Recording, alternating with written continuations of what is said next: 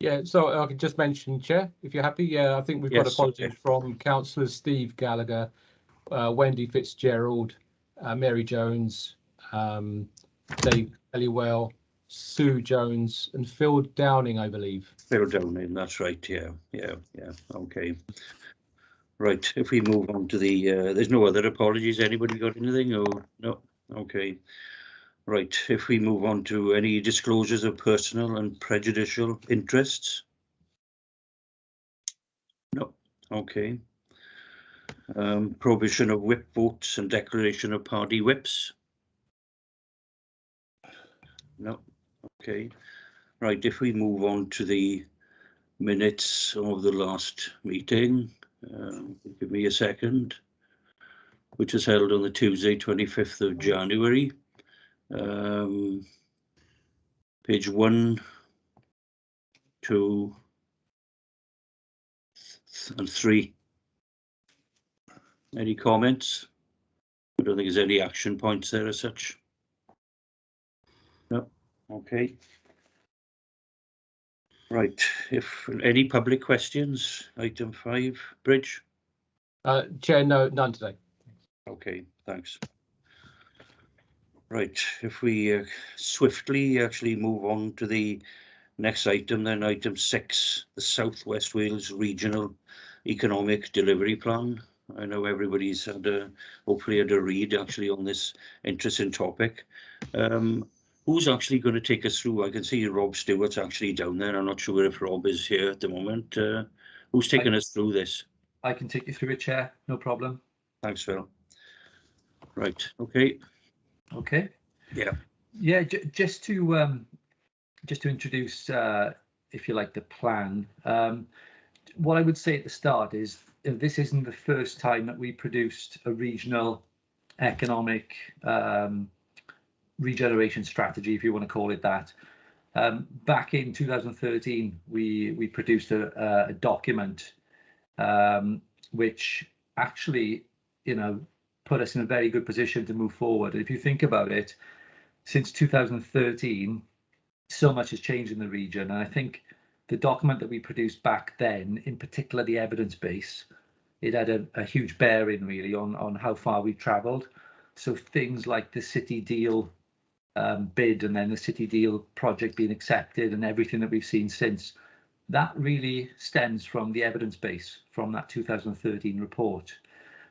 Loads of other initiatives as well, far too many to go into, but some serious European funded projects, they also were delivered or secured and then delivered because of the evidence base from that 2013 report. So I think it's easy sometimes to underestimate the importance of having a strategic plan for whether it's a city or a region. They do lead places because they set the direction and they have that sort of intent of major sort of interventions. But of course, a lot's changed, doesn't it, since 2013? A lot's changed in the last 2 years, and we've seen things like Brexit, and we've seen the COVID pandemic hit us. We've seen climate emergency coming to the fore more than ever, and we've seen a lot of policy changes as well in and around this sort of arena. So we've had to move with the times. So it was decided that about a year ago, maybe a bit more than that, we would review the plan, refresh it, and come up with something that's fit for the future, fit for the next 10 years. The previous one served us well for 9 years. This one going forward should do the same.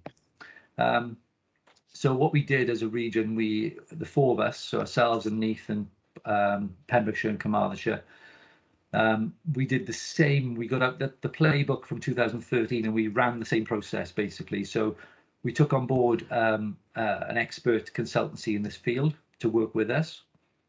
And we worked with them, engaging with partners.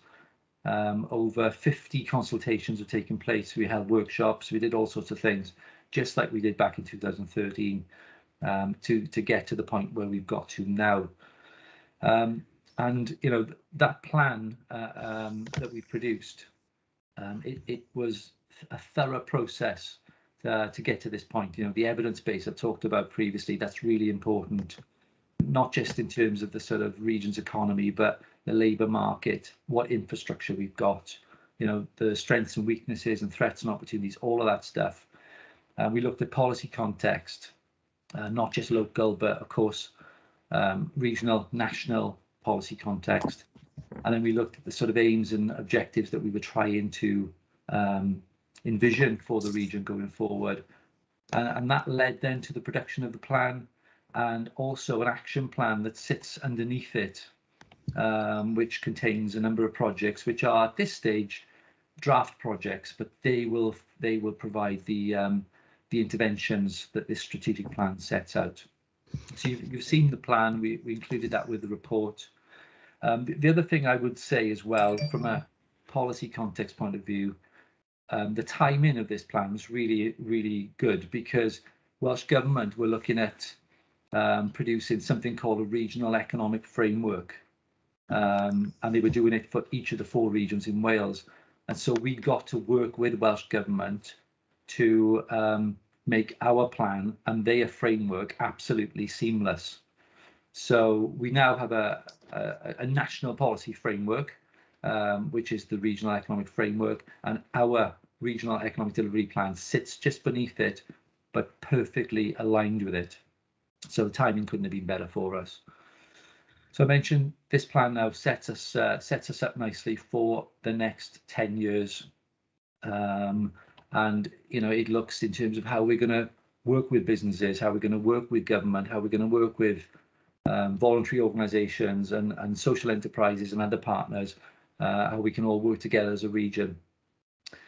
The plan itself, it recognises, I think, that the region is diverse. You know, yes, we have a city at the heart of it, but the diversity of this region is pretty broad and special at the same time. You know, natural, cultural assets, the quality of the coast and the rural environment, the universities that we've got. So we try to reflect all of that in the plan. And I've mentioned that back in 2013, of course, we did produce this previous plan. And what I would say is we've made good progress since then. Of course, we've had the shock that was COVID, but up until COVID, we'd actually added just over 20,000 jobs in terms of the job count for the region during that period from 2013 up to 2019. We actually closed the productivity gap as well slightly. I say slightly because the gap is still a gap with the UK, and there's all sorts of structural issues that sort of limit us in that regard. But we certainly were making strides to close that productivity gap, which of course was a big ambition in the previous plan. Activity rates as well, economic activity rates, they've improved at a faster pace than the rest of the UK, but there's still a gap, so we have to recognise that as well.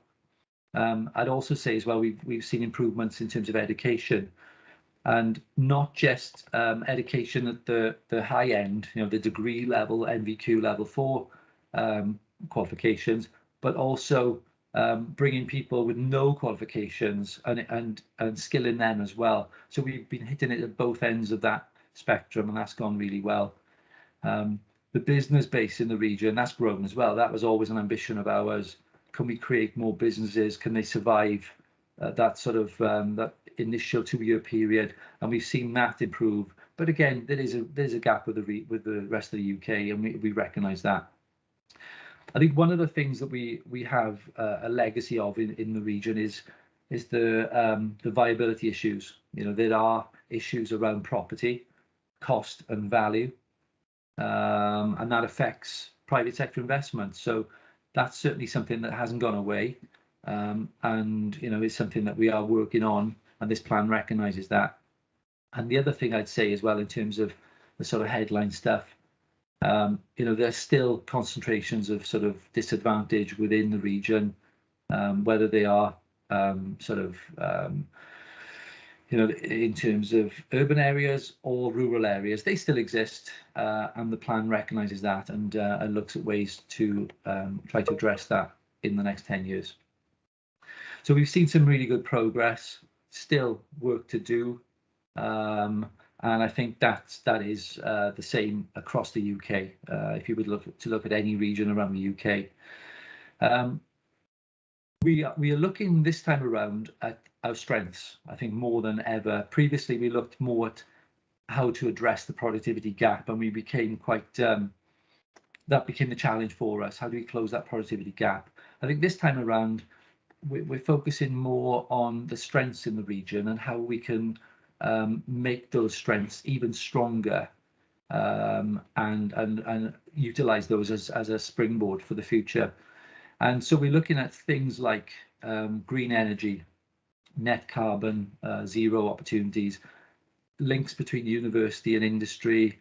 We talked about the environmental assets, the quality of life, those sorts of strengths that we perhaps underplay a little bit. We're looking to bring those to the fore and maximize those going forward. We still, don't get me wrong, we've still got ambitions in terms of closing that productivity gap with the rest of the UK, and we have to have that. But I think through the consultation process that we had, it was coming out loud and clear from the business community that it can't just be about those sort of cutting edge type investments. We have to see more resilience, capacity and capability across the whole of the business community, the whole business stock, and that will be the success going forward. That doesn't mean that we won't exploit the productivity opportunities. We certainly will, but I think we're taking a broader brush approach this time around to support the regional economy. The plan has set out 3 ambitions, which I don't think anyone could argue with. You know, it's about the region's economy becoming more resilient and sustainable. That's the first ambition. The second ambition is about us becoming more enterprising and ambitious. And then finally, a more balanced and inclusive sort of region. So those ambitions are set out in the plan. And yeah, they're pretty high level, as you'd expect. So what we've done is we've drilled down beneath those, and we tried to crystallize 3 core missions for the region. Now, you could have come up with 5, you could have come up with 10, but this links back, I think, to the strengths that I mentioned earlier. What we try to do is look at those opportunities that the region can really get behind and promote and have an advantage over other parts of the country. So the first mission is about establishing the region as a UK leader in renewable energy and the net carbon zero agenda. And it's looking at how do you do that? Well, it might be taking forward some of our major projects, major energy projects across the region, and we have a few of those. It might be about industrial decarbonisation or domestic decarbonisation. It might be about supply chain opportunities. It might even be about linking the university and innovation. So we have a whole agenda there under that heading of energy for the region going forward. I think there's huge opportunity there. The second mission comes back to, I think, some of the feedback that we had with the business community, and it's about building a stronger, a more resilient, a more embedded business base. So, understanding better, I think, in terms of how to grow the business stock, how to support entrepreneurship, supply chain issues again, and innovation networks. What's our role as a public sector? Technology adoption, the digital age. All of this stuff is really important, and there's a huge scope for us there. And again, this links back as well to some of the energy stuff as well. And then the third mission is about recognizing what we call the experience offer. And I think this is something that perhaps we have underplayed. We all know how good the region is. We all know how good Swansea is in terms of a work-life balance, environmental quality, the communities that we've got, the talent and investment that we've already got in this area. But I don't think we're telling people loud enough about how special this place is. And I think that's going to be the art of this. How do we promote the experience offer? How do we attract in more of these investors? And we've already seen it, haven't we? In the last few years, we've seen some real sort of serious interest from the likes of Skyline and those sorts of companies. And that's the case across the region. So we need to do more of that. So you've got those 3 missions. And then what I said earlier was there's a pipeline of projects now that sit beneath those ambitions and those missions. And at last count, we've got about 45 projects. They're all draft. Some of them are sort of regional type, projects that are about capacity building or major sort of investment. Others are more strategic infrastructure. And then others are quite local projects.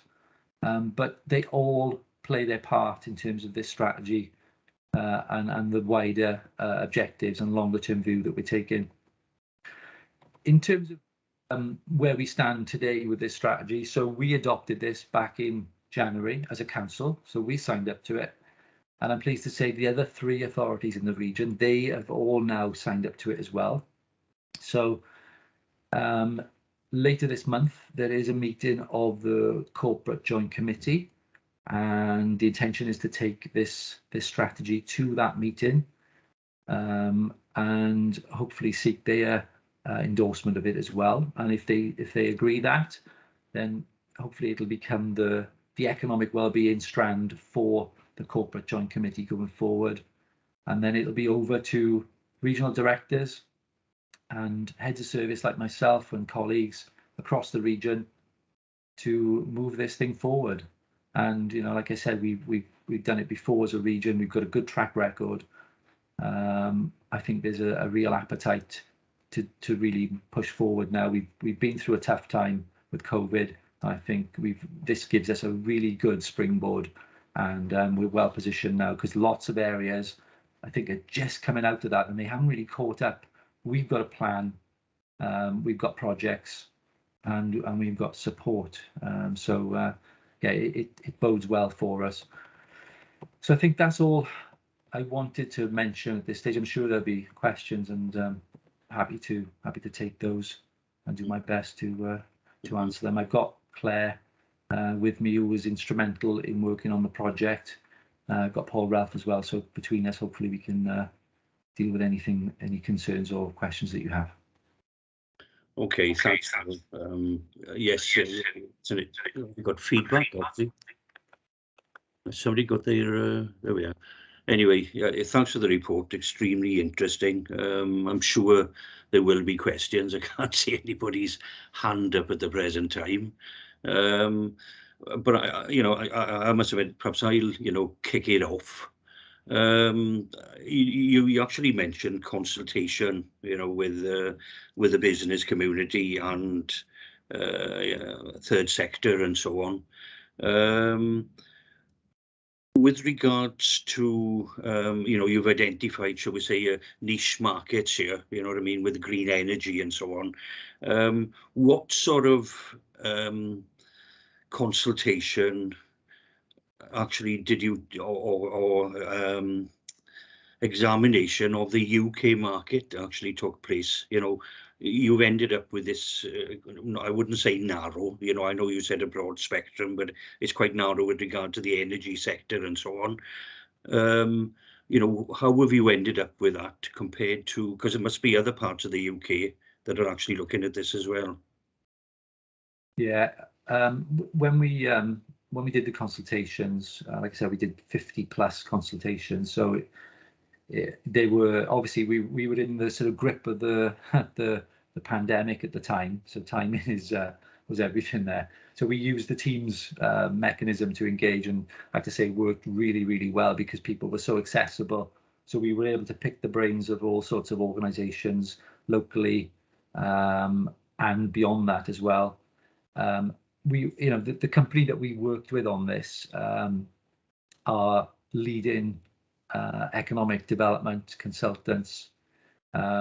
So they were able to tap into all sorts of intelligence and econometric data sets and forecasting models and all sorts of things. And that was the advice that we were getting, really, that these 3 areas for us, and if you think they're pretty broad, I mean, the energy one, even energy is broad because you look at all the issues around energy now. It could be decarbonisation, or it could be renewable energy, it could be strategic infrastructure, could be transport. You know, Swansea Bay Metro project.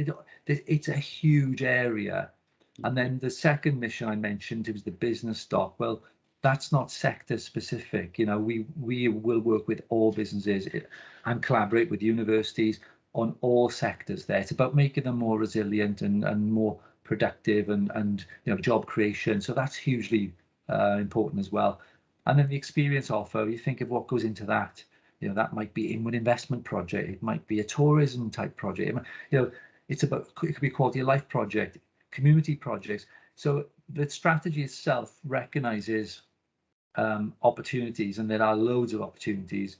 Yes, we have to differentiate ourselves from other parts of the country, but I think we've done it in a way that plays to our strengths, as opposed to perhaps chasing something that, you know, and worrying too much about our weaknesses. Yeah, we got weaknesses, of course, everyone has, but I think, you know, we can probably do much more by focusing on you know, embedding those strengths and maximizing those than worrying about weaknesses that we can't overcome because perhaps we don't have the levers as a local government and a region to deliver against those. Okay, thanks, Phil. Right, Will Thomas, Councillor Will Thomas. Yeah. Thanks, Chair. Thanks. Phil, I just wondered if I could ask you a specific question, really, based on sort of a regional approach. One of the projects that's been mentioned quite a lot over the years is the Parkway Station. And I just wondered if that's still on the table and how that affects the sort of regional sort of development. There is obviously under the Swansea Bay Metro project, there's a whole host of initiatives there, and actually sat through a presentation on that yesterday, which was very interesting. I don't know whether Councillor Rob Stewart or Councillor Francis Davis would wish to comment on that. It's not my area of expertise, far from it, but I know there's lots of work going on behind the scenes in terms of that project. Right. Okay. Because obviously the Parkway Station could, I'm guessing, you know, be very good for the surrounding areas, not just Swansea, but for you know, Carmarthenshire, Pembrokeshire, and so forth. So I just wondered what was the progress on that, really. So if they could come in, that'd be great. Thanks. Yeah, Chair, happy to do that. Apologies, my camera's off because I've got a weak signal this morning. Just to say, yes, as Mr. Holmes said, the progress on the overall metro system is making some significant strides. The Parkway Station remains part of that network. So obviously we wouldn't deliver the Parkway Station in isolation because that wouldn't make sense. It needs to be joined up with other stations around the region. And again, it might be something, Chair, you consider asking Ben George and Transport for Wales to come and update you on more fully. But certainly the connectivity for the stations that would make up the railway stations in the region for us, plus then the links to the new bus connectivity, potential for running hydrogen buses and other electric vehicles in the region, and then obviously links to the active travel network. All of that is considered, as well as things like then the through ticketing and single ticketing options for people to get across the region. But in answer to Councillor Thomas's question, yes, it's absolutely still there, but it has to be part of the overall metro network. If I could just ask a very quick follow-up, Chair, if that's all right. The last time I saw the metro network, I felt it was quite shy on sort of the west of Swansea. I know there was a sort of phase 2, but you know, I'm not sure if I can ever imagine that happening. So I'm just wondering what's also planned for the west of the county, please. So again, just to go back to core principles on this, the delivery of the metro will utilise initially the existing rail lines that are in the area, which are not currently used for passenger services. The second phases then would see the laying of new lines, possibly for light rail, and those would connect up other communities. But the starting point, and there has to be a starting point for this to make us progress as quickly as possible, is to utilise the existing rail lines to create the stations and upgrade the stations on those rail lines, so that we can begin the operation of those networks, and then obviously you build out from there. Okay, well, right, Peter Jones, Councillor Peter Jones. Yes, thank you, Chair. First of all, apologies. I've got a very bad cold and cough, and I hope it won't interrupt too much myself or the meeting, but apologies if they do. I thought this was a very good report, Chair, and I'd like to thank Phil for his excellent introduction summarising the report before our present discussion.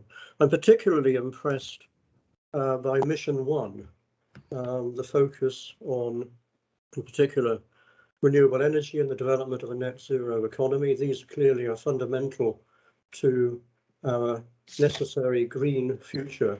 And I think it's very important, therefore, that the report fully recognises this, and in particular, looking at the plan on page 37 of the report headed figure 4.2 key energy assets. The very impressive site locations of schemes both for wind, for solar, and potentially for tidal energy around the region. This is very important, and clearly we need to develop that further, and I'm sure that's clear in the thinking of the report. And this, of course, has to be part of a wider UK strategy to moving our economy away from development. You cut yourself off, Peter. Sorry? Oh, so this is very much, of course, to be welcomed. One thing, however, that struck me in the report was underplayed, and I detected perhaps that when Phil was giving his remarks, he may have recognised. I thought there was an under recognition of the natural environment and the importance of the natural environment in terms of the economy of the region and beyond. Ecotourism, for example, plays an important part and needs to play an increasingly important part as part of a tourism economy in our part of Wales. And I felt that this wasn't given sufficient emphasis in the report. Yes, there's recognition of the climate emergency, but perhaps it doesn't fully recognise the nature emergency and the contribution that this plan can play towards that. So I'd welcome Phil's comment on that, and in particular also a bugbear of mine, I will repeat it, a resilient Wales in the well-being of future generations' well-being goals. That is about maintaining and enhancing a biodiverse natural environment with healthy functioning ecosystems. It's not necessarily about technology and change and digitalization and so on. So I think there's been an abuse of the resilience well-being goal within the Wellbeing Act. Not accusing anybody of anything, but I think we need to remember that a resilient Wales is about biodiversity, not about the economy. But overall, I thought it was a very good report, and particularly, as I said earlier, the Mission 1 emphasis. And I'd welcome Phil's comments on anything I've said. Thank you. Yeah, thank you, Councillor. Yeah, what I would say is the nature, biodiversity, all of those aspects, you know, they are fundamental, and we've seen the importance of this in recent years. So if you read, I don't know how much time you've had to look through the actual strategy itself, but perhaps the report doesn't do it justice in terms of the cover report. If you look at Mission 3 within the strategy, which is the experience offer, then I'd like to think you will find what you're looking for there in terms of that sort of natural environment, ecotourism, those sorts of things are in there. And if they're not in there loud and clear, then of course, I mentioned before, this is a springboard for us to bring projects through. So it provides the hooks for projects to be delivered in the future. So I think that's the key with a document like this. So we can shape then projects, interventions along the lines of the project you mentioned, and bring that through this strategy with our partners. So very much it is central to our thinking, and we all recognise the importance of it, and that balanced sort of resilient approach as opposed to something that's a bit more you know, sort of stricter in definition. So we've definitely taken that wider view. Okay, thank you, Phil. Thank you, Chair. Okay, thanks, Peter. Right, Councillor Chisholm. Thank you, Chair. Thank you, Phil, for the presentation. I've been through a few of these myself. First of all, on page 5 under the economic analysis, it shows that generating new jobs in 2019, blah, blah, blah. It was an impressive increase of 20,000 on the 2013 figure. I wonder if it's possible, not now, obviously, if we can have a breakdown of that and where they came from, because considering the number of businesses, large businesses, which have gone out of business in the region, that figure seems to be quite a large figure, and it would be nice to know where they came from. Obviously, this plan builds on many others before it. The spatial plan, for a start off, which was a Welsh government plan, and then on top of that with the Swansea Bay strategy, and then we had other strategies as well, based on business base, express base, and also I can remember the one from Pembroke, which was the diversity plan about the spread of economic wealth through regional and rural development. One thing I've noticed when I'm going through this plan, and it takes a bit of reading, I understand that, and I think possibly we'd have to come back and have a look at it because there's not so many elements of it that I think we need to look at. I think one of the things that we need to look at is, given the executive summary about how this plan was developed, obviously taken into context, about a Welsh context, not just the South West Wales context. You know, we've had Cardiff Council saying that 4 out of every 5 jobs in the last number of years have been created within the Cardiff region, and they only got 15% of the population. I think we need to understand that when we develop this plan, I know we developed it for South West Wales, but can we have a look at it in the context of the whole Wales plan? Because I know there's the regional development in North Wales, etc. On top of that, you know, you said about this, a business base, you've got more sustainability, resilience, and balance in it. On the more sustainable one, obviously tourism is a major employer in West Wales, as opposed, not so much in Swansea. There is obviously a certain amount in Swansea, but South West Wales is a massive employer of tourism, and that we see developments are possibly going on in the Neath Valley as well, which will create employment. Can we have an understanding, when we have the sustainability, how much of that is based on the tourism take because of the way in which that is done? On resilience, I can well understand the problems with resilience. But balanced was the one that I found quite, I'm not sure, going back to what Councillor Peter Jones said about the natural environment and what have you, how we balance out development, etc. An example of that obviously is Bluestone in Pembroke National Park. You know, the balance about giving planning consent for that, and also then about the employment prospects. Now we've got the same thing with the Gower area of natural Icelandic beauty. So it's that balance I'm interested in, is how we've in the South Wales, West Wales region, how we come forward in that. Overall, it is a good read. I'm not sure whether or not the projects underneath, the draft projects underneath, are, you know, whether or not all of them are complete, and maybe there should be some changes in some of those projects, but I think that's for another time and another discussion. I think that because this is an overall policy, I think those questions I just asked are the ones that, if possible, we can answer. I don't need to answer them today. I'll ask the chair if he can put them in a letter so that we can have that written reply. Thank you. Thanks, Chris. Yeah. Thanks. Yeah, I mean, there's a couple of things I could update on, if that's okay. The job figure, 20,000 jobs. Yeah, we can go back to the econometrics and see whether we can pinpoint what sectors those jobs were created in. I think that's about as fine grained as we can get it, but we can look at that and see whether we can dig that out. In terms of the Welsh context, you said, you know, looking at this plan in the context of what's happening across the country. I said earlier that we were lucky because the timing of this coincided with the production of the regional economic frameworks.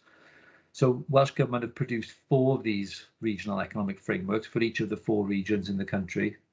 And of course, those frameworks themselves knit together at an all Wales level. But then they sort of they reach down into the regions, and our plan is hand in glove with that regional framework. So it's completely aligned. I mean, for a future session, you may wish to engage with Welsh Government and ask them to come and give a talk about regional economic frameworks. That is your discretion, but I'm satisfied that we are completely aligned with the national picture. The tourism, absolutely, you know, it's got to be sustainable tourism, and that's what those projects will promote in terms of sustainable projects for the region. And the balance question, I think every project has got to stand or fall on its own merits, really, and there will always be tensions, as we all know, between a development and protecting the environment. And I think the art of this for us is to recognise through those 3 ambitions that we've got, you know, how can we make projects more acceptable? How can we get the best outcome? And whether that's job creation, job safeguarding, but also then enhancing the area and reinvesting into the area and trying to protect the fabric of the area for future generations. That's always the challenge with these projects. But I think we're quite well placed to think in those terms now that we've got this strategy for the region going forward. Okay, thank you, Phil. Yeah, thanks. Right. Well, last but not least, Councillor Mike White. Yes, thank you, Chair. Yeah, as I say, you know, very interesting report which the consultants obviously put together for us. And so the main emphasis obviously on the Swansea Bay, what we've got Swansea Bay, and obviously the promenade. Phil mentioned earlier on, obviously, for projects and obviously with funding strands. Back last year, the UK government announced that it was giving money to seaside areas to sort of help them to come through the COVID issues and obviously to level up. Would you know if there are any plans that this would be given to the other regions of the UK as well? This offer of funding, whether you said Phil or Paul is aware of this? I mean, the funding opportunities are national, so I should imagine, yeah, other parts of the country are eligible to tap into those.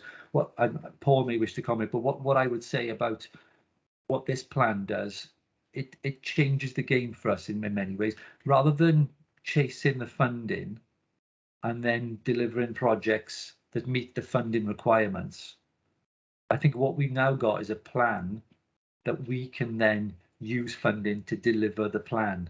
And that's a different emphasis, I think, because what this does for us, it sets out what we think we need in the region going forward. And of course, we don't know everything, so it has to be flexible as well. And then we utilize those funding opportunities as they come along to deliver the priorities now that we've set out for ourselves going forward. I don't know whether Paul wishes to comment on the funding across the country. Chair, just briefly, I believe there was a Go Fund, Councillor White, which I think we have access. So if with permission of the Chair, we'll add that to a written response. We'll get some more detail for you. Okay, thanks, Paul. Okay, thanks for that, Mike. I can see no more hands up. If I could just ask, at the end of your report, shall we say, in 210, you actually mentioned the CJC. I know it hasn't been formally constituted as such as yet. What changes do you actually see with their involvement? Because they need to adopt this process as well. So any information actually on that? Because it's quite a new thing, isn't it? What it is. I can see Councillor Stewart's hand up, so I'm happy to defer to him. Okay. Yeah, Chair, just to say, the CJCs are actually now formally constituted. We created ours about 3 weeks ago. I've taken up the chair of the regional CJC, and we are in the process of establishing the detail of the strands that will sit underneath it, including energy, obviously economic development, which is what you've been talking about this morning, planning and land use. So all of those are currently in the process of being populated and established. In terms of the CJCs, though, I mean, what this does, if you think about it, we've got the city region structure at the moment. That's helped us to get all 9 programmes and projects over the line and into delivery. And again, we're the only deal in Wales to have done that. £1.296 billion of funding allocated to those projects. So 99% of our money in the city deal has been allocated. And that will form a subset of the economic activity that we collaborate on now via the CJCs. So essentially, the city deal becomes a strand within that wider economic development, because again, it's important that we complete the delivery of those 9 programmes and projects. But as Phil has said, the economic collaboration, the economic opportunities are much wider and much broader now than just the deal. And obviously, we'll be working with the Welsh Government on what funding and support they can give us, and working with the UK Government in terms of levelling up and other opportunities that we will do through those strands. So, opportunities all round, really. Okay, thanks for that clarification. Right, if there's no more hands up, thanks for that report and thanks for the information. Right, we move on to item 7, the project update report. I don't know who's taken us through. Is it Hugh? Yes, Chair. A much abbreviated report to what we used to have, but anyway, okay, if you can start taking us through it, please. Shall and we'll I have share questions as we go through each part, I think, please. Can you see that on screen now? Yes, I can. Everybody else see it? Yes. Yeah. Okay, thank you. First of all, Copper Bay, the arena project, we had the handover to ATG and the openings. The first events have happened as well, all fantastic events, and we've had some very positive feedback through social media and other channels in terms of the events and the people's and the public's view of the arena itself, which is very, very positive. We've still got issues with labour and materials, which are causing issues, but we're working very hard to deliver that aspect, because there are still elements to complete on the arena. And there are, as with any project, there are issues which we are addressing with Buckingham, the contractor, at the moment, to try and finalise all the works on the arena, including the demolitions of the Llys Dewi Sant, etc., which will come in due course. So that's it on Copper Bay, subject to any questions. Yeah, Councillor Linda James. Linda? Yes, sorry, I had to get the mute off. Right, about the arena, I'm pleased that it's now open, and I'm sure everybody will enjoy it because it looks a nice building. Is there any plans to change the name of it, such as we did with the stadium becoming Liberty Stadium and Cardiff Arena? I can't remember what that became. Do we have any plans? Yes, there are plans. This is tied in with the lease to Ambassador Theatre Group, and the naming rights are currently with Ambassador, in discussion with the council, and there is a lot of work going on that front at the moment in terms of looking to find a naming sponsor for it. So it is a work in progress. My second question is, I read that the sort of committee rooms, meeting rooms, have been named after councillors, but the report didn't say what the names were. Could you tell me what councillors they've been named after, please? There are three. There are a number of rooms, obviously, in the arena. There are 3 rooms which have been named after councillors. There is Councillor Robert Francis Davis, Councillor David Hopkins, and Councillor Andrea Lewis. Right, thank you. Is there intention to name the rest after more councillors? There is Favours people in Swansea? There is the potential to do that, but it's in discussion with Ambassador Theatre Group.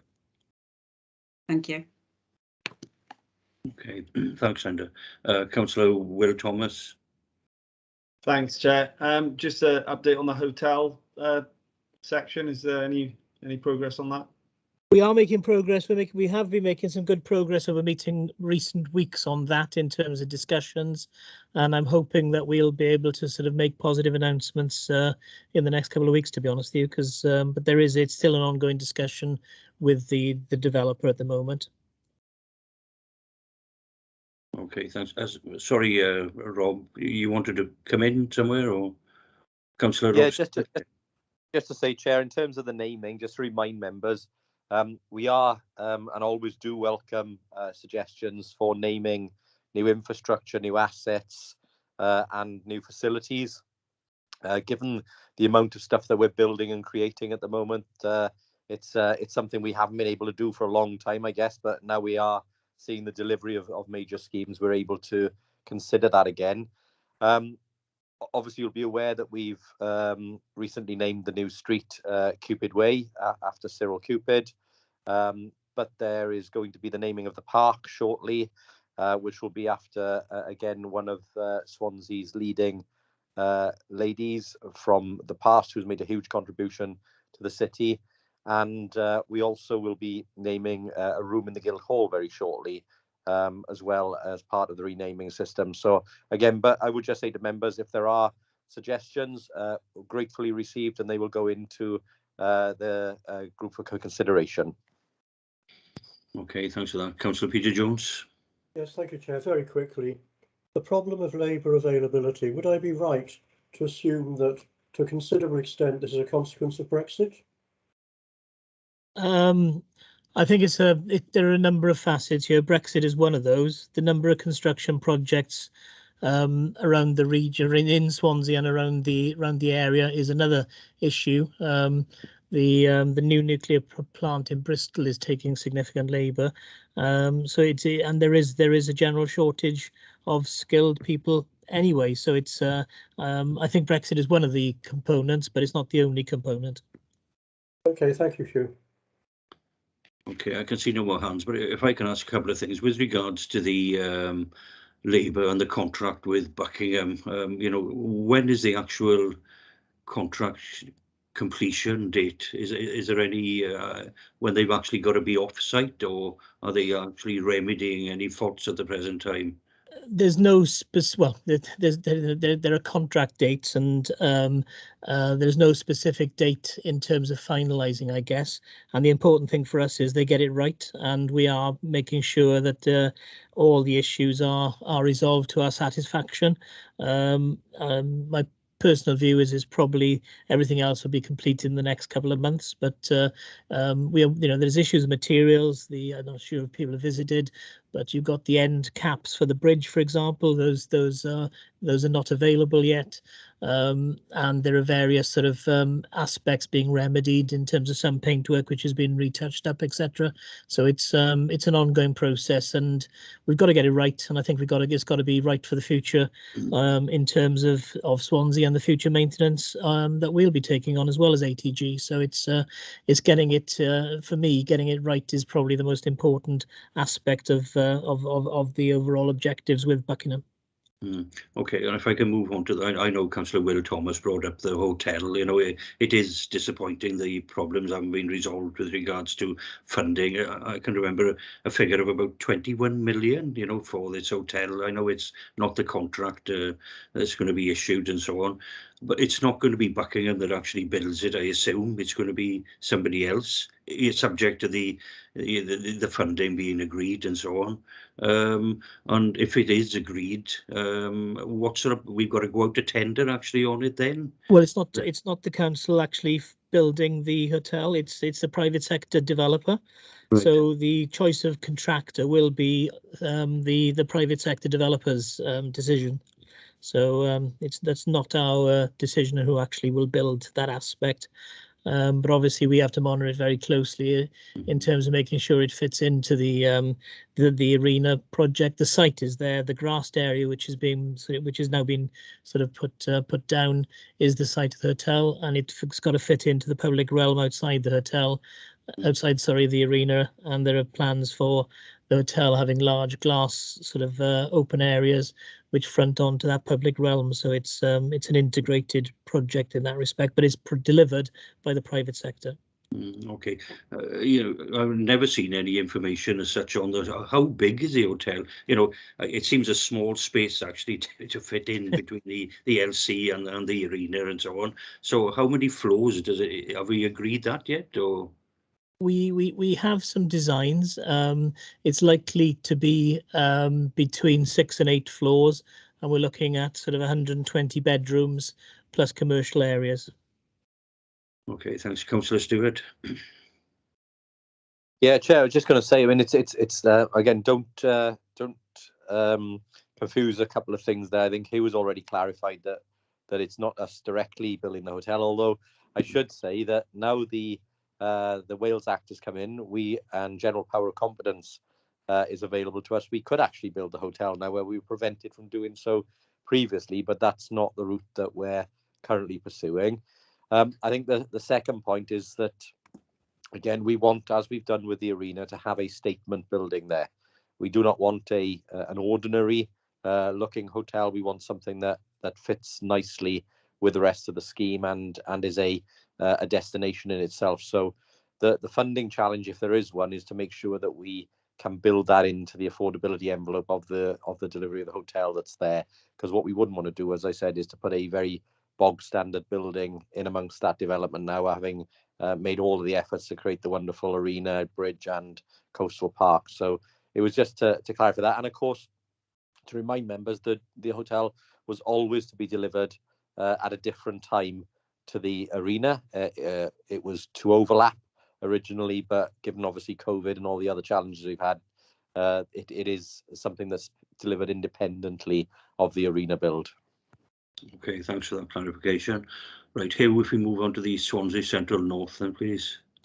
Yeah, and apologies, I can't see anybody's hands up because of the presentation. So yeah, please do shout if there are any questions. Swansea Central North.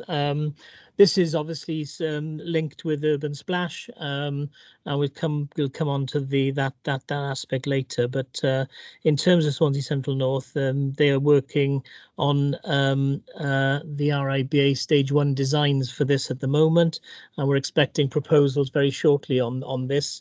And this, that includes sort of the office hubs, together with sort of other commercial elements as well, and potentially residential development. We're having meetings with all of the potential tenants for the hubs at the moment, which is going well. There are issues, however, in terms of sort of timescales, I guess, in terms of how we corral all the tenants into one place. But I think at the moment, all the discussions we've had today have been very positive, so that's going in the right direction. The St David's building, where Iceland is at the moment, we're looking at sort of a soft strip to get the building space freed up to start using it. As you'll be aware, Head of Culture Tracy McNulty has put some temporary artworks into some of that element, and there are various functions going on within the former Cranes unit at the moment. But this is another area which Urban Splash see coming forward as an early element of the scheme. So once we've got the proposals for them, we can bring those forward in due course. So I think that's it on Swansea Central North at the moment. Yeah, okay, I can see no hands. Right, if we move on to the Kingsway, please. This is 7172 the Kingsway, which is the office building. This has now started on site with Bouygues as a contractor.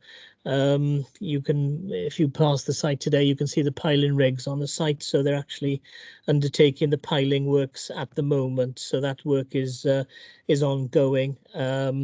And that is the first element. You won't see a huge amount happening until the pile caps are completed, and then the building will start to go up in earnest in that respect. So it's on time in terms of program. So there's no issues on that. We've got an agreement for a first tenant, which we can hopefully announce fairly shortly, which is for about 25,000 square foot of space. The Barclays Bank, which is adjacent to this, which we own, and it was included in the contract originally. We are looking currently at how we procure that, and are there better ways of bringing it forward. So that's just that's just for the Barclays Bank element, nothing else. So that's it. If there's any questions on 71, 72. Yeah, with regards to the Barclays Bank, so we've actually gone out to tender actually on that, and it hasn't been successful, shall we say, and we're having to actually go out again.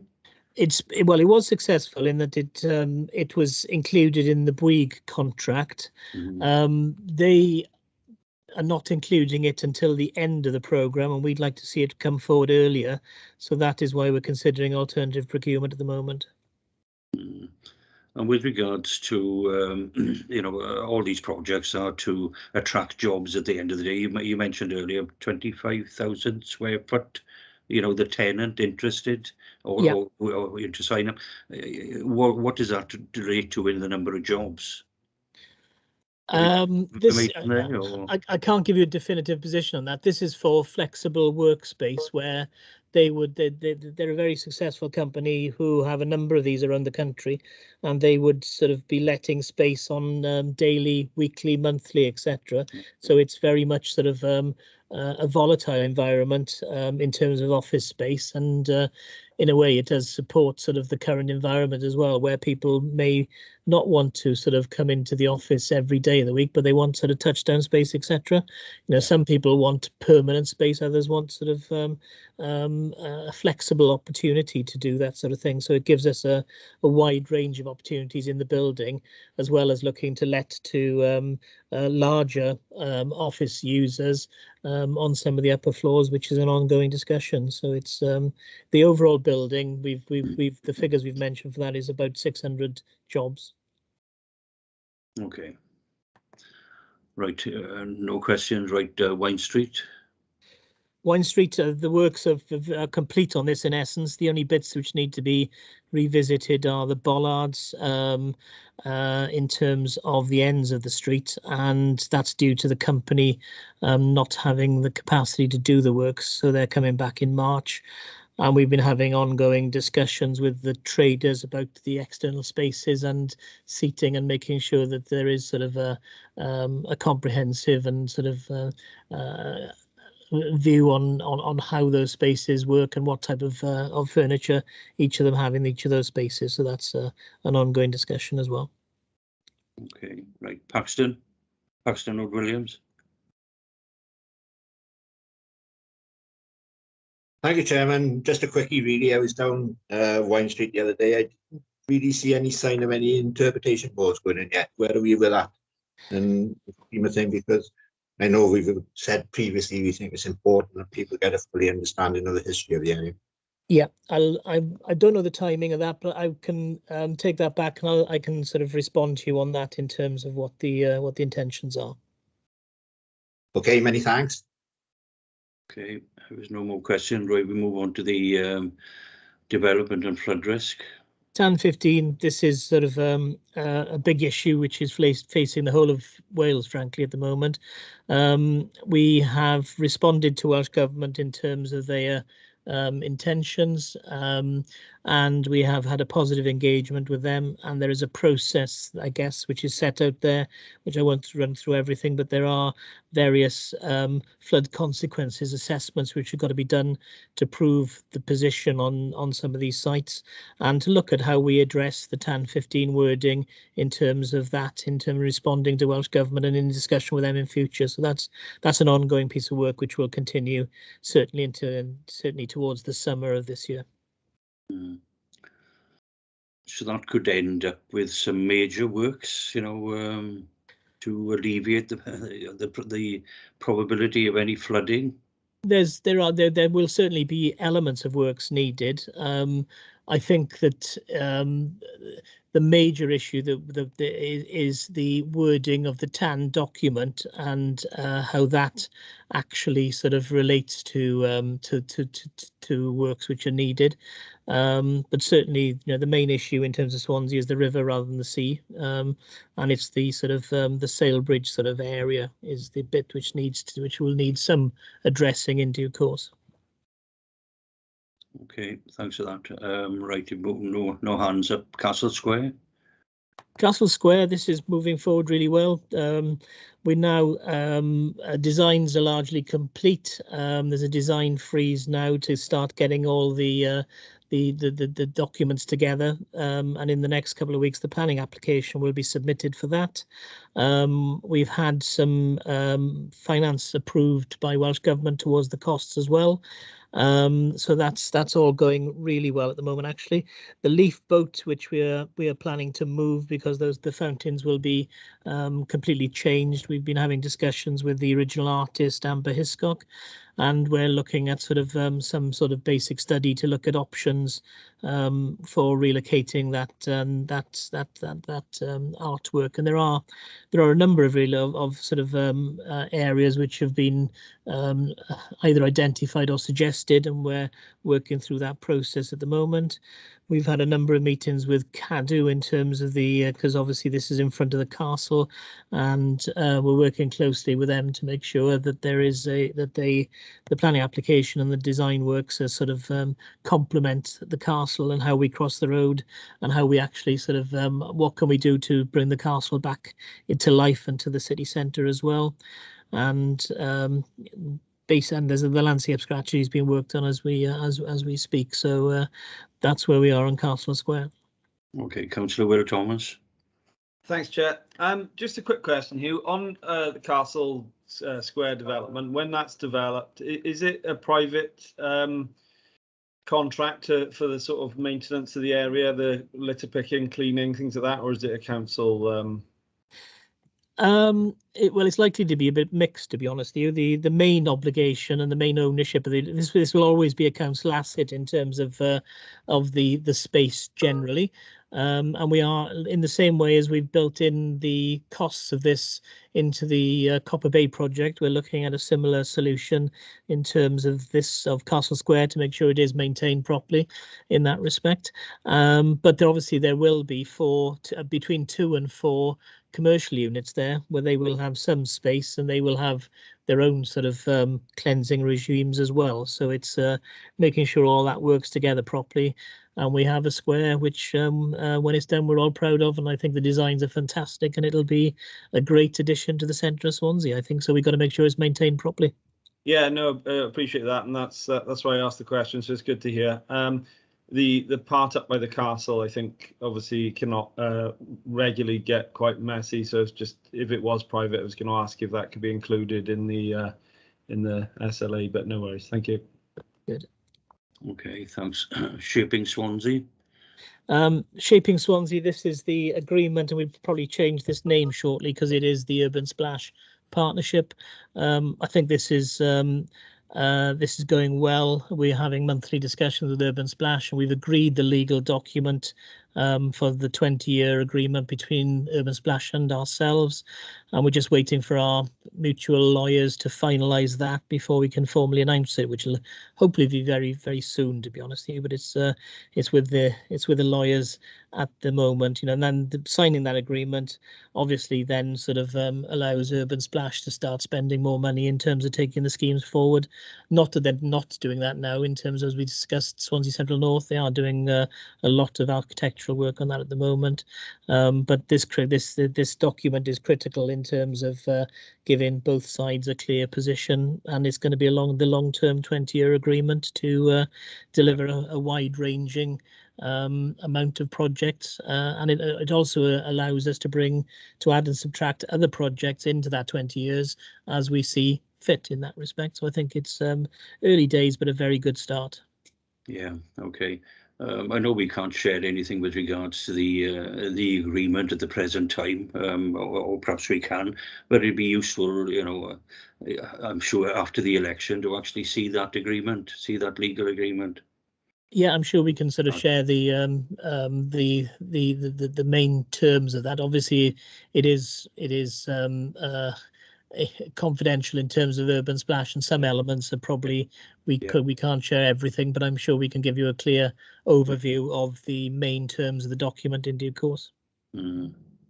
Yeah, okay. Well, I'm sure we could move into closed session to actually see, the details anyway. Yeah, okay. Right. Right, community hub. Yeah, community hub. This has been taken forward by Jeff Bacon's team. This is the former BHS building, which is a large vacant or empty space which is being brought into use. And I think it's a very good scheme. We are looking at sort of how and who goes into that at the moment, including the likes of libraries and the key elements of the council sort of staff, which would potentially have workspace in there. There's no, it says paper storage, and I think there's not enough storage in there, so we need to look at alternative options around the council ownership. And I think there's a lot of work being done on in planning and other areas in terms of scanning documents to save space as well. So I think again this is something which will move forward quickly from here on in. Yeah, that could be quite a major problem. With regards to are we talking about the archives going in there, or? Yes, at the moment, yes. Yes, no, definitely. Is that what we were talking about by paper storage? Well, it's not so much archive storage. This is more sort of there may be elements of that, because obviously the archives has a huge amount, but that's an ongoing discussion. But I think this is looking across all hubs, including the ones we mentioned earlier in Swansea Central North, where there is just not going to be enough physical space to look at how paper has been dealt with in the past. And I think we've got to sort of this is something Jeff and Becky and others are looking at in terms of how we actually change our working practices to have less ongoing paper, which is more sustainable, and more sort of digital sort of storage of records and materials. And that is an ongoing process, and that will obviously accelerate as these buildings come to completion. With regards to funding with the community hub, are we funding it as a local authority, or have we got grant monies? The funding is an ongoing discussion. This is led by Urban Splash, so the majority of the funding is going to be private sector funding, but there are elements of making of viability in terms of viability gaps, which we will be looking to fund, and there will be ongoing discussions with other sort of public sector bodies in terms of how we get to that position of viability. Okay, thanks. And this is one of the issues which Phil mentioned earlier in terms of the structural issues linked into the regional economic strategies paper as well. Good. Okay. Right. Thanks. Right. The Palace Theatre. When it says cost certainty, what exactly are we talking about there? This is the construction cost. Paul, I'm not sure if you're on the call still. Paul Ralph. Yeah. Sure. Yeah. Do you want to cover that one? Yeah. So the main contractor's appointed, and they're going through the process of they've been getting their quotations in for all the subcontracted works, of which there's a lot on a building like this. So by around now, they'll be reaching the point where they've got more or less certainty on what those costs are going to be. Obviously, as Hugh's already alluded with other projects, there are pressures there on all construction projects at the current time. For a variety of reasons, but we'll be in a firm position on that shortly. And I would add, it's already looking considerably better than it did on the Hidden Wales episode last week. It's already moved on substantially from that. Okay, thanks. Councillor Will Thomas. Yeah, I know it's not a council project, but next to the Palace Theatre, when I drove past, I think it was yesterday or the day before, I noticed that, is it the old Oldway House or the old council Yes. HMRC building? I was just wondering what was going there, really, and if it's something relevant. Student accommodation, private sector delivered. Okay, thanks. Councillor Linda James. Could you just explain what VE options are, please? Sorry, guys, it's value engineering. So that's looking to manage the costs down if possible, but without compromising the quality of the building. Thank you. Okay, no more hands. Right, to move on to Skyline. I know we discussed this briefly earlier. Yeah, Skyline, we've got a large amount of positive discussions continuing. Skyline's board has committed money to designs and to take things forward. And we are in the throes of agreeing any land acquisitions on the site, which are we've had a number of positive discussions, and I'm hoping that we'll be in a position to report formally to Cabinet at the first Cabinet after the election. Okay. As an aside, have Skyline actually got any other projects in the UK, or is this the first? This would be the first in the UK. There was one in Sheffield, but they've withdrawn from that. So this would be their first in the UK, and more, I think more importantly in some respects, this is the first one. This is the first one outside of New Zealand where they'd be building a gondola as well in terms of cable cars. They've never done that, and that wasn't proposed in Sheffield either. So they've never built a gondola outside of New Zealand. So this is a full Skyline offering, which will be the first in Europe for Swansea, which would be fantastic. And obviously the visitor numbers which it brings, the year one they're suggesting it's about 750,000, and obviously they're expecting it to build from there. So it's a major new potential leisure offer, which can then generate, as we potentially have discussed before, the Havard area becoming a major leisure destination, which again that sits in the Shaping Swansea portfolio with Urban Splash. Okay, thanks. Right. Well, it's not a great deal to actually say about Swansea Vale. Does anybody, do you want to comment at all, or? Not really. I think there's work going on, but unless anybody's got any questions, I'd sort of move. Yeah, and the same really with the project repurposing. Does anybody actually want to raise anything with regards to any item actually highlighted there?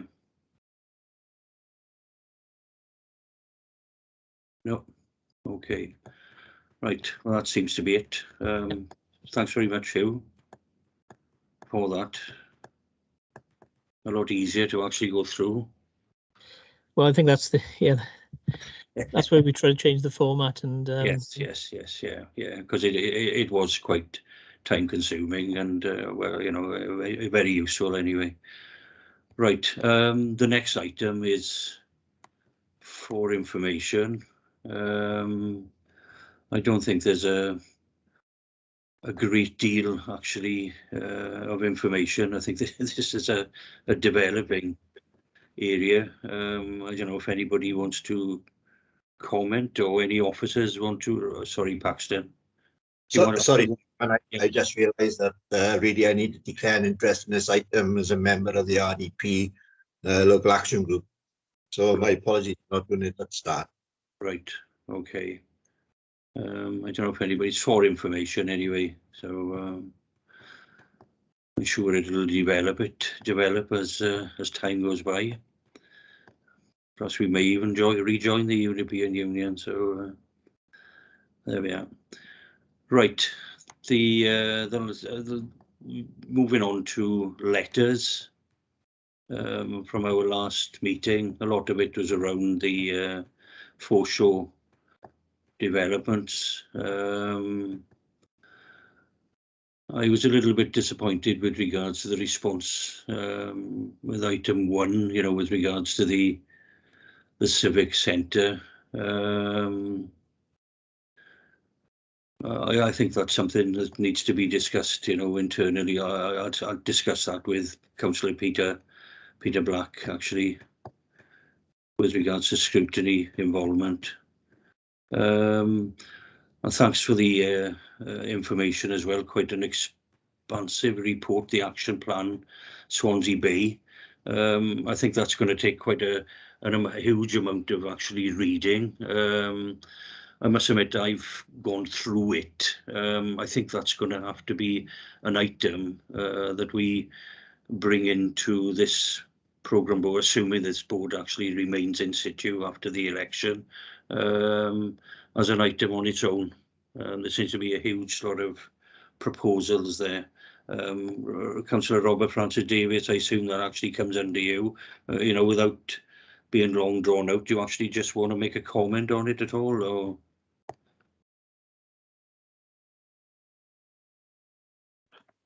On the Swansea Bay, I got officers looking at it now to working to update it. Because if you look at the date on it, it was 2008. Yeah. And so therefore, you know, a lot of time has moved. Swansea's changed, the face of Swansea's changed, and it needs to be updated. And I've asked officers to bring a report and to bring it back to the next council as an updated. Sorry, the new council when it after May as a new Swansea-based strategy to look at.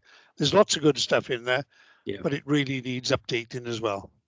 Yes, I must admit, you know, I picked up really that one of the options was to make the civic centre more open to the public. Well, you know, that might not be the case now anyway. So anyway, okay, I'm sure everybody will look forward to that. Okay, well, that's the work as far as the officers, and Councillor Francis Davis and I don't know, Councillor Rob Stewart is still here. Many thanks for attending. And thanks to Phil Holmes and Paul Ralph as well. Now we're actually going on to the annual work plan review with regards to, I don't know if the officers actually and Robert Francis Davis want to leave or remain during this. You're quite welcome to leave. Happy to leave, Chair. Okay, thanks. Thanks for you. Right, well, this is the end of the road as far as our committee actually goes. As I said, I hope it comes back into being. You know, I think it is an important, you know, committee with regards to, you know, developments actually in Swansea. I think everybody hopes that things will succeed. Anyway, we need to discuss really with regards to, you know, the panel itself, how things worked well within the panel over the past year. I would say it's the last few years actually. Does anybody want to make any comment? It's been quite a big panel, you know, with regards to involvement or the number of people actually involved. Anybody want to make any comments with regards to how things have worked well or how things have not worked well? Anything that could be done better? Councillor Will Thomas. Only one small thing, Chairs. Obviously, we've got the key projects which we were scrutinising, and there's a couple of, you know, other projects which I think are, you know, just as important but smaller things. And I don't think, you know, we ever got the chance to look at them. I know obviously there's time restraints, but there's several, you know, smaller projects going around which I think we should have maybe kept a bit more of an eye on as well. But, you know, well done to you, and I think you've done a very good job at chairing the committee, so thanks for that. Oh, thanks, Will. Very, very kind of you to mention that. Yeah, it was a huge area. I must admit, you know, to actually keep track again, you know what I mean. You know, perhaps, you know, I think we started to meet every 8 weeks or something, you know, and we've condensed it a lot more into a shorter period. But there are so many items here, and of course, yeah, what Will has actually said, I think the arena really took a big part of the workload. Councillor Peter Jones. Yes, thank you, Jeff.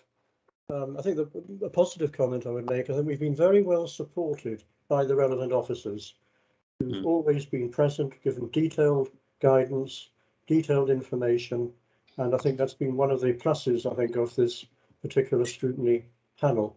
The question I would have, I mean, I've not pursued this, perhaps you have, Jeff, to what extent in terms of our comments from time to Cabinet, do we feel that we've actually influenced change in policy at Cabinet level?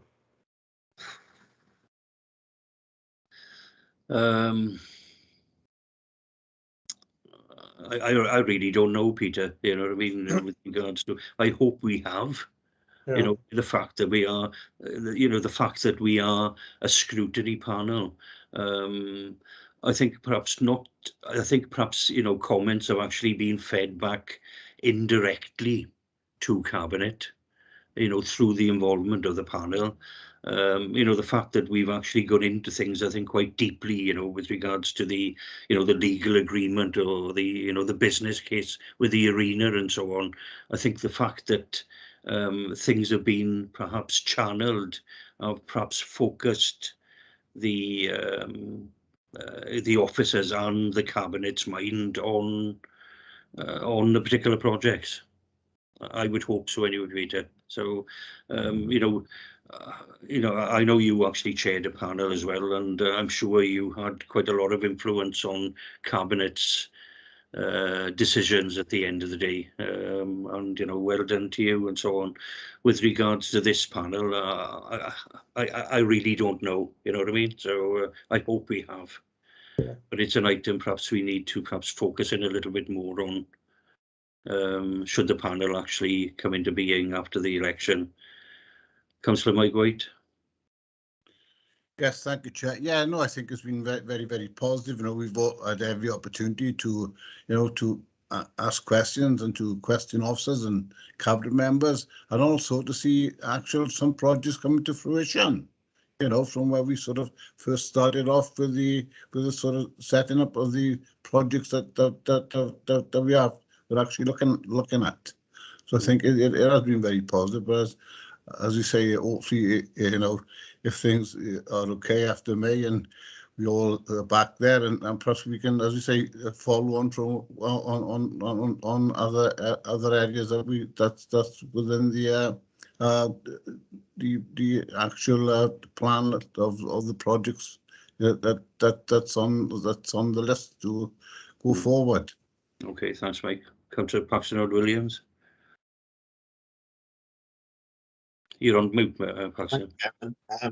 Basically, I guess it's the role of the PDCs to sort of suggest policy to cabinets, but certainly the role of scrutiny is to hold officers and the cabinet to account.